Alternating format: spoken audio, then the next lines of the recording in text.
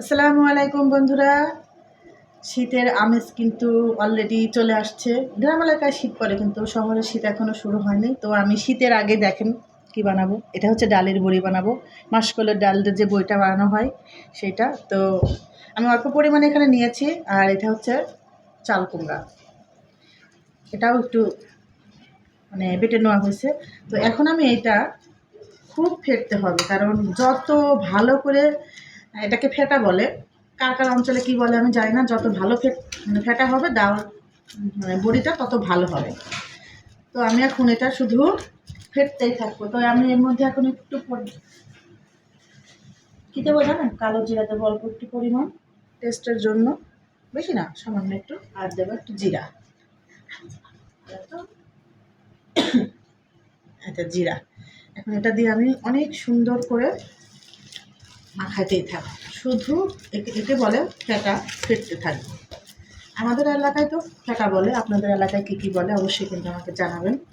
আর কে কে শীত আসার আগেই কুমড়া বড়ি দেওয়া অলরেডি শুরু করে দিয়েছেন, এটাও কিন্তু আমাকে জানাবেন। তো আপনারা ওয়েট করেন এটা রেডি হওয়া পর্যন্ত, তারপরে বাকিটা দেখাচ্ছি।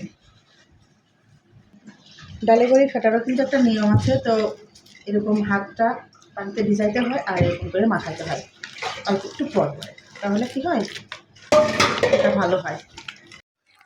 আস্তে আস্তে আমার থেকে দূরে নিয়ে যাবো। ডালটা সুন্দর মতো ফাটানো হয়ে গেছে। এখন হচ্ছে এটা আমি, হ্যাঁ, এখন এখানে ফোকাস করবো। আমার ডালের বড়ি দেওয়া তো সুন্দর হয় না, বাট ভালোই হয়।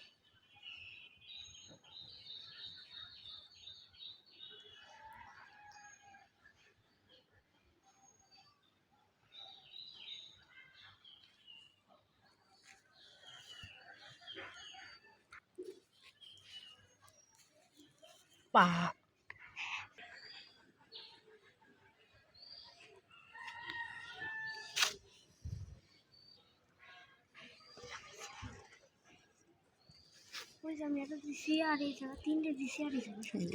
কাজ করতে বসলে আমার বুড়ি আমার সাথে কাজ করে, দেখেন গাইস। সেও ডালি বড়া বানা, দেও বসাও, একটা বসাও, মানে বসাও দেখি, বসাও।